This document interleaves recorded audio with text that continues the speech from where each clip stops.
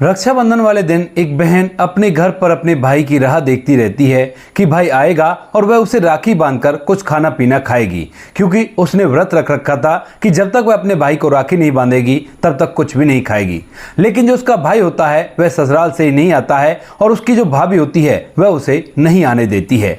पूरा दिन भर वेट करने के बाद शाम के समय वह वहां से लौट जाती है अपनी आंखों में आंसू लेकर और अपनी माँ से कहती है कि माँ, अब मैं इस घर में अपने भाई को राखी बांधने के लिए कभी भी नहीं आऊंगी। ऐसा कहकर रोते हुए वह लौट गई थी, तो माँ भी इसमें क्या कर सकती थी। इसके बाद इन बातों को लगभग 5 साल बीत जाते हैं और 5 साल बाद जब भी रक्षाबंधन हुआ करता है तभी वह बहन अपने घर के अंदर बैठकर फूट फूट कर रोया करती है और इसी तरह से आज भी रो रही थी। लेकिन तभी दिन के लगभग 2 बजे उनका दरवाजा खटखटाया जाता है और जैसे ये बहन दरवाजा खोलती है तो सामने उसके भैया और भाभी खड़े हुए थे और जैसे उसकी भाभी उसे देखती है तो एकदम से वो अपनी ननद के पैर पकड़कर रो रो कर उससे माफी मांगने लगती है।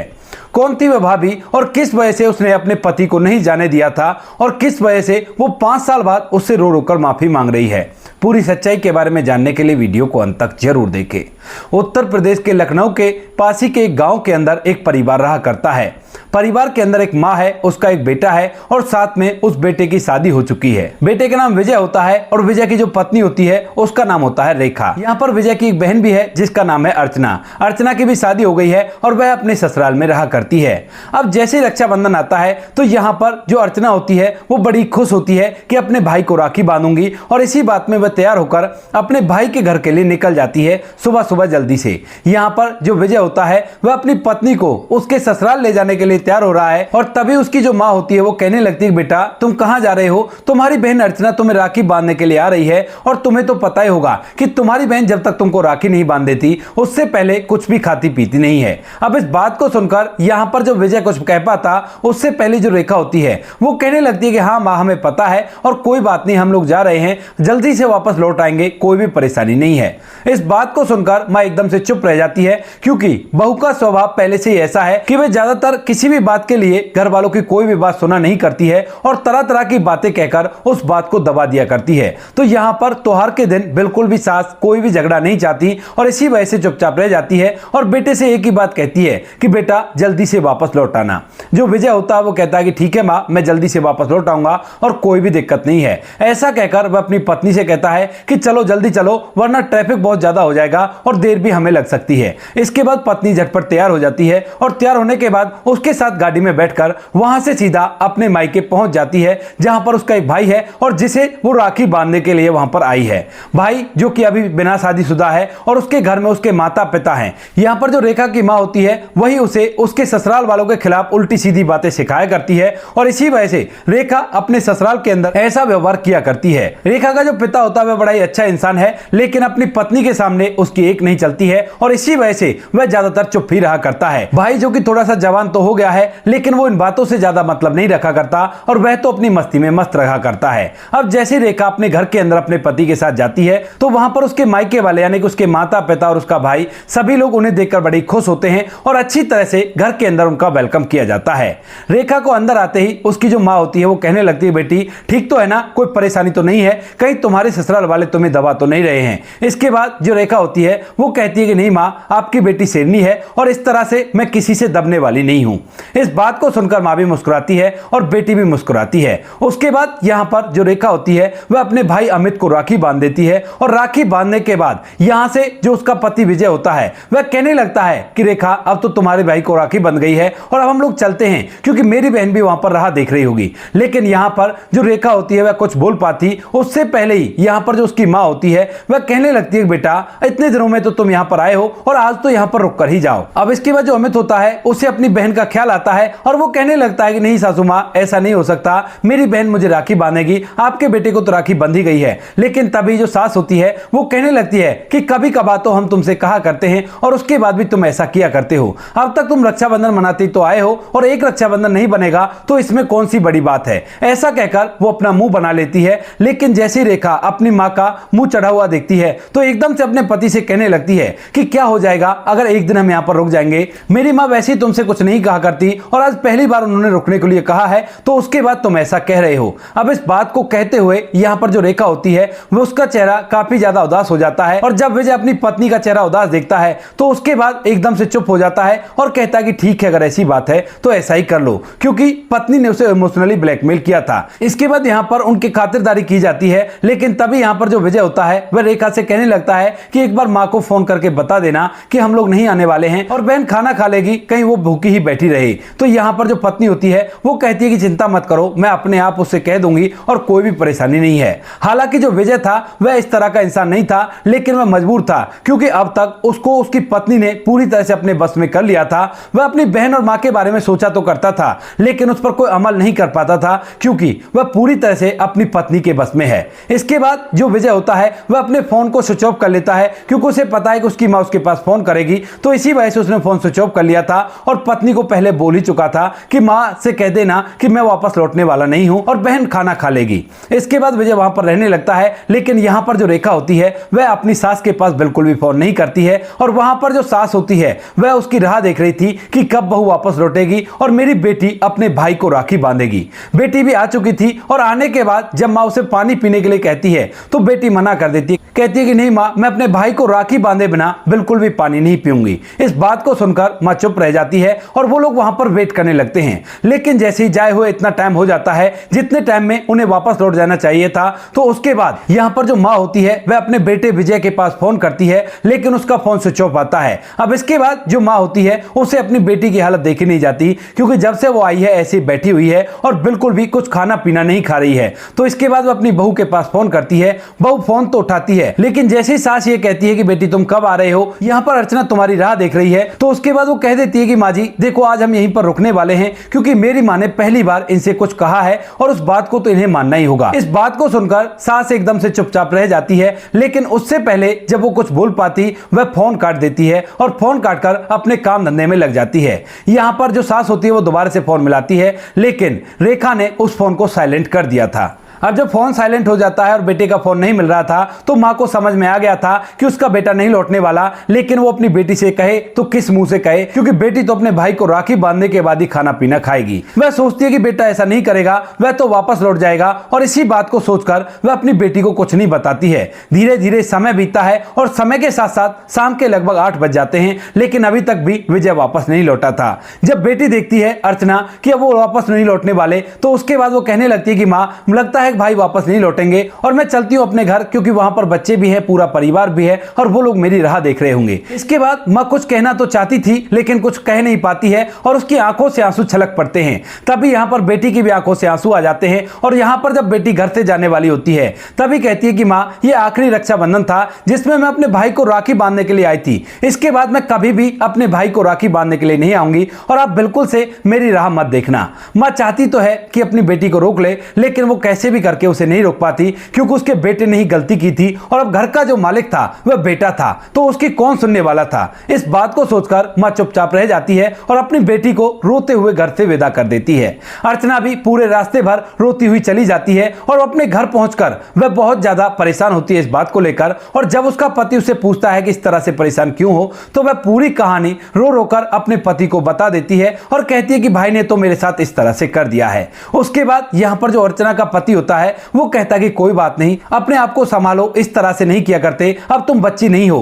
कोई बात नहीं, जब भाई ने ऐसा कर दिया ये घर भी तो तुम्हारा ही है, यहीं पर आराम से रहो, तुम्हें वहां पर जाने के लिए बोल ही कौन रहा है। लेकिन यहां पर अर्चना को अपने भाई की याद बार बार आ रही है और उसने एक प्रण भी ले रखा था बचपन से ही कि वह अपने भाई को राखी बांधने के बाद ही खाना खाएगी। तो इसी वजह से जो अर्चना होती है वो बहुत ज्यादा सोच विचार करती है और सोच विचार करने के बाद एक चून की गुड़िया बनाती है जिसको वो अपना भाई बनाती है और उसको राखी बांधने के बाद अपना व्रत व्रत तोड़ती है। इसके बाद अर्चना कभी भी अपने मायके नहीं जाती है और वहीं पर रहने का फैसला करती है। इधर यहाँ पर जैसे बेटा विजय अपनी पत्नी रेखा को लेकर दूसरे दिन सुबह सुबह घर पहुंचता है तो यहाँ पर जो माँ होती है वो एकदम से कहने लगती है कि बेटा तुमने बिल्कुल भी ख्याल नहीं किया, तुम्हारी बहन रोती हुई यहाँ से चली गई है और उसने कहा है कि वो कभी भी यहाँ पर नहीं आएगी। अब इस बात को सुनते ही बेटा विजय कुछ कह पाता उससे पहले ही जो उसकी पत्नी रेखा होती है वो कहने लगती है कि माँ जी आप भी ना खामखा की छोटी छोटी बातों पर ऐसा किया करते हो। अब पहली बार तो मेरी माँ ने इनसे रुकने के लिए कहा था और उसके बावजूद भी आप ऐसा कह रही हो। अगर वो इतनी सी भी बात को नहीं समझ सकती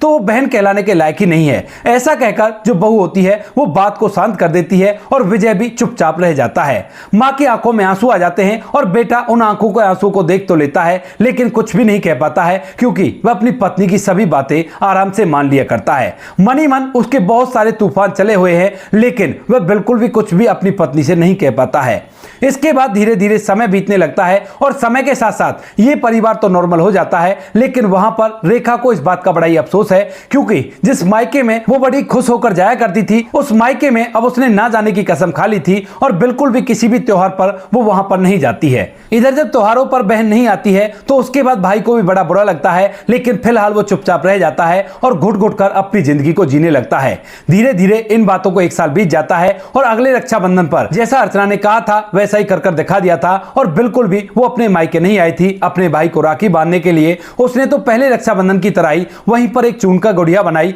और उसको राखी बांधने के बाद उसको ही अपना भाई मान लिया और उसके बाद अपना उपवास तोड़ लिया। इसी तरह से समय बीतता रहता है और इन बातों को 2 साल बीत जाते हैं। भाई हर टाइम पर अपनी बहन को याद किया करता लेकिन कुछ नहीं कह पाता है और 2 साल बाद यहाँ पर जो उसकी पत्नी रेखा का भाई होता है उसकी शादी होने वाली थी और इस शादी के अंदर विजय और उसकी पत्नी रेखा दोनों को बुलाया गया था और जैसे ही यहाँ पर विजय उस शादी के अंदर जाता है तो शादी के अंदर खुशियों का माहौल था। सभी लोग हंस बतिया रहे थे और म्यूजिक सिस्टम भी चला हुआ था। लेकिन जैसे ही शादी के अंदर लड़की की विदाई होती है यानी कि जो उसके साले की पत्नी थी उसकी विदाई हो रही थी तो उसी दौरान यहां पर विजय की आंखों में आंसू आ जाते हैं क्योंकि किसी दिन विजय ने भी अपनी बहन को इसी तरह से विदा किया था जिस तरह से इसके साले की पत्नी के भाई उसे विदा कर रहे हैं। अब जैसे यहां पर जीजा की आंखों में आंसू आते हैं तो उसका साला अमित उसे देख लेता है और कहने लगता है जीजा जी क्या हुआ, आपकी आंखों में आंसू कैसे आ गए। तो उसके बाद वह अपने आंखों के आंसू को पहुंचता है और कहता है कि कुछ नहीं वैसे ही आ गए। लेकिन यहां पर अमित समझ गया था कि कुछ ना कुछ गहरी बात है। इसके बाद वह फिलहाल तो चुप रहता है क्योंकि यहां पर विदाई का माहौल था लेकिन घर जाने के बाद अपने जीजा को अकेले कमरे में बुलाता है और वहां पर बैठकर उससे बात करने लगता है। बातों के दौरान उसका जीजा इस बात को इधर उधर करने की कोशिश करता है लेकिन तभी जो अमित होता है अपने जीजा विजय का हाथ पकड़ता है और अपने सर पर रख लेता है। कहता है कि जीजा जी आपको मेरी कसम है, आपको कोई भी परेशानी है तो आप उसे मुझे खुलकर बता सकते हो। इस बात को सुनने के बाद यहां पर जो विजय होता है वह एकदम से अपनी आंखों में आंसू ले आता है और रो रो कर उसे पूरी कहानी बता देता है कि किस तरह से उनकी बहन घर के ऊपर राज किया करती है और वह बिल्कुल भी एक बात भी नहीं मानती है। इस बात को सुनने के बाद यहां पर जो साला होता है अमित, उसे इस बात की गहराई के बारे में पता चलता है और उसकी भी आंखें नम हो जाती हैं। वो कहता है कि जीजा जी आप जो कह रहे हो सही कह रहे हो और इन बातों के बारे में मुझे भी महसूस हुआ है क्योंकि मेरी माँ उसे सिखाया करती है और उसी वजह से वो ऐसा सब कुछ किया करती है। तो यहां पर विजय कहता है कि हाँ भाई मुझे भी पता है लेकिन अब इसमें ना तो तुम कुछ कर सकते हो और ना ही मैं कुछ कर सकता हूं। अब ये बातें अमित के दिमाग में बैठ गई थी लेकिन फिलहाल वो इन बातों पर कोई भी एक्शन नहीं लेता है और धीरे धीरे समय बीतने लगता है। समय के साथ साथ यहां पर अमित की शादी को लगभग 3 साल बीत जाते हैं और इन 3 सालों के अंदर उसकी मां इस दुनिया को छोड़कर चली गई थी। यानी कि फिलहाल जो विजय की सास है वह इस दुनिया को छोड़कर जा चुकी है और अब घर के अंदर पूरा कंट्रोल विजय के साले के हाथ में है। लेकिन जैसे ही उसके साले के हाथ में कंट्रोल आता है तो उसके बाद वह सोच लेता है कि उसे अपनी बहन को सबक सिखाना होगा क्योंकि उसने अपनी मां की बातों को सुन सुनकर बहुत कुछ सीख लिया है और सीखने के बाद वह चाहता है कि उसकी बहन अच्छी तरह से अपने घर को बसाए और जो कुछ भी उसने किया है उस सभी को ठीक कर दे। यही सोचकर जब 5 साल बाद अगला रक्षाबंधन आता है तो उस दिन यहां पर जो बहन होती है रेखा, वह चहकते हुए अपने भाई को राखी बांधने के लिए अपने पति के साथ आती है। लेकिन उससे पहले ही यहां पर जो साला होता है अमित, वह वहां से अपने ससुराल निकल गया था अपनी पत्नी को लेकर और घर पर केवल रेखा का पिता ही होता है। अब जैसे बहन चहकते हुए वहां पर आती है तो एकदम से घर के अंदर जब अपने भाई को नहीं देखती तो अपने पिता से पूछने लगती है कि पिताजी कहां है मेरा भाई। तो उसके बाद यहां पर जो पिता होता है वो कहने लगता है बेटी वो तो अपनी ससुराल गया हुआ है और वहीं पर रुकने वाला है। उसने कहा था कि अगर बहन आए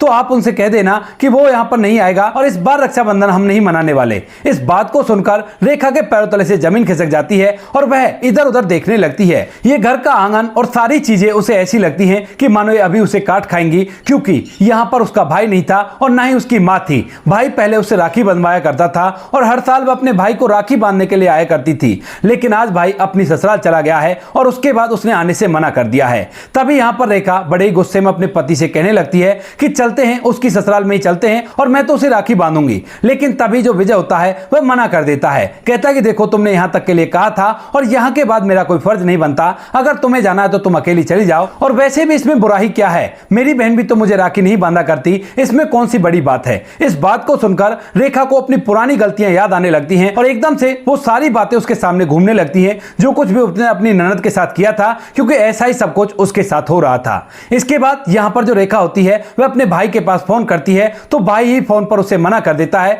कहता है कि बहन मैं नहीं आ सकता, यहां पर मेरी सास ने पहली बार मुझसे रुकने के लिए कहा है और मैं इनका अपमान नहीं कर सकता। इस बात को सुनकर वो बातें और भी ज्यादा ताजी हो जाती हैं और यहां पर जो भाई होता है वह फट से फोन काट देता है और अपने फोन को स्विच ऑफ कर लेता है। ये सारी बातें उसी तरह से उसके साथ हो रही थी जैसा उसने किया था। और इसके बाद यहां पर रेखा को अकल आ जाती है और वह अपने पति से कहने लगती है कि सुनिए जी, मैंने बहुत बड़ी गलती कर दी और मैं इस गलती को सुधारना चाहती हूं। अब यहां पर जो पति होता है वो कहने लगता है कि अब तुम इस गलती को कैसे सुधार सकती हो। तो वो कहती है कि मैं अपनी ननद के पास फोन करूंगी और उनसे माफी मांगूंगी और उन्हें मनाकर अपने घर लेकर आऊंगी। लेकिन यहां पर जो विजय होता है वो कहने लगता है कि मेरी बहन ने हमारे सारे नंबर ब्लॉक कर रखे हैं और किसी भी फोन से उनको फोन नहीं मिलाया जा सकता। तभी यहां पर जो रेखा होती है वो कहती है कि ठीक है, अगर ऐसी बात है तो अभी के अभी चलो, हम अपनी ननद के पास जाएंगे और वहां पर उन्हें मनाकर जैसे तैसे करके अपने घर लेकर आएंगे, ताकि उनके जितने भी गिले शिकवे हैं वो मिट सके। क्योंकि मुझे जो चीज महसूस हो रही है वो चीज वो पिछले 5 साल से झेल रही हैं और ये चीज मैं बिल्कुल भी बर्दाश्त नहीं कर सकती। अब तक मैंने बहुत कुछ कर लिया, लेकिन अब मैं कुछ अच्छा करना चाहती हूं और आपको मेरा साथ देना होगा। यहां पर विजय मना भी करने लगता है, कहता है कि अब इससे क्या हो जाएगा। लेकिन यहां पर जो रेखा होती है वह एकदम से उससे कहने लगती है कि नहीं विजय, ऐसा नहीं होगा और मैं अपनी ननद को मना कर ही रहूंगी। उसके बाद विजय भी उसके साथ चलने के लिए तैयार हो जाता है और यहां से रेखा और विजय दोनों के दोनों सीधा अर्चना के घर पहुंच जाते हैं, जहां पर अर्चना घर के अंदर बैठकर फूट फूट कर रोए जा रही थी, क्योंकि हर रक्षाबंधन को उसे अपने भाई की याद आया करती है, लेकिन उसे चून की गुड़िया बनाकर उसको राखी बांधकर उसे अपना भाई समझना पड़ता है और अपने व्रत को वो खोला करती है। आज भी वो ऐसा ही करने के लिए जा रही थी, लेकिन तभी अचानक से उसके दरवाजे पर दस्तक होती है। तो इसके बाद जो रेखा होती है वह अपने आंखों के आंसू को पहुंचती है और पहुंचने के बाद सीधा जाकर दरवाजा खोलती है। जैसे वो दरवाजा खोलती है तो सामने उसकी भाभी रेखा और उसका भाई विजय खड़ा हुआ था, और जैसे भाभी रेखा अपनी ननद को देखती है तो एकदम से अपनी आंखों में आंसू ले आती है और अपनी ननद के पैर पकड़कर रो रो कर उससे माफी मांगने लगती है। कहती है कि दीदी मुझे माफ कर दो, मुझसे बहुत बड़ी गलती हो गई और जो कुछ तुमने झेला था वो आज मैं झेल कर आ रही हूं और मुझे ही पता है कि कितना जोर पड़ा करता है, और ये दुख मैं आपको पिछले 5 साल से दे रही थी, लेकिन अब तक जो कुछ हो गया उसे भूल जाओ और तुम्हें अभी के अभी हमारे साथ चलना होगा। अब इस बात को सुनकर जो अर्चना होती है वह मना करने लगती है, कहती है कि नहीं भाभी, अब मुझे नहीं जाना, जैसा चल रहा है वैसा चलने दो। लेकिन रेखा बिल्कुल भी नहीं मानती है और उसके साथ जबरदस्ती करने लगती है, कहती है कि आपको मेरे साथ चलना होगा वरना मैं अपने आप को कभी भी माफ नहीं कर पाऊंगी और अच्छी तरह से अपने जीवन को नहीं जी पाऊंगी। जब यहां पर भाभी इतनी रिक्वेस्ट करती है तो ननद अपने भाई की तरफ देखती है तो भाई भी हमें सर हिलाता है और इसके बाद जो अर्चना होती है वह उसके साथ चलने के लिए तैयार हो जाती है। अर्चना को वो अपने साथ बिठाकर वहां से सीधा घर ले जाते हैं और जैसे ही मां आज 5 साल बाद अपनी बेटी को देखती है तो एकदम से उसकी आंखों में आंसू आ जाते हैं और वह झट से अपनी बेटी को गले लगा लेती है। इसके बाद जो रेखा होती है वह अपनी सास से भी माफी मांगती है उन सभी बातों के लिए जो आज तक वो करती आई है, और यहां पर ननद से भी दोबारा माफी मांगती है। ननद भी पल भर में उसे माफ कर देती है और इस घर के अंदर 5 साल बाद अच्छी तरह से रक्षाबंधन मनता है। अब जैसे विजय को उसकी बहन ने राखी बांधी थी तो उसके बाद जो विजय होता है वह एक नंबर पर फोन मिलाता है और उसके थोड़ी देर बाद वहां पर उसका साला अमित अपनी पत्नी के साथ आ जाता है।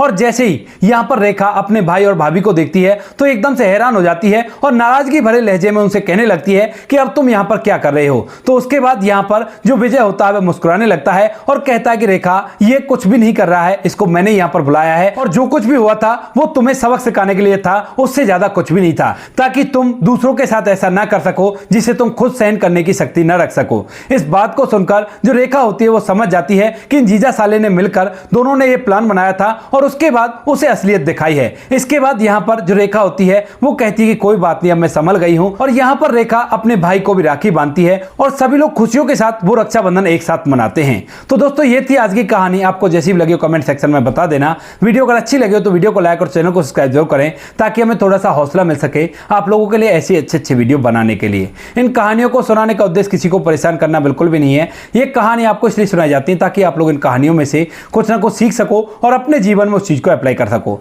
मिलते हैं किसी नेक्स्ट वीडियो नए टॉपिक के साथ, तब तक के लिए जय हिंद, जय भारत, जय हिंदुस्तान।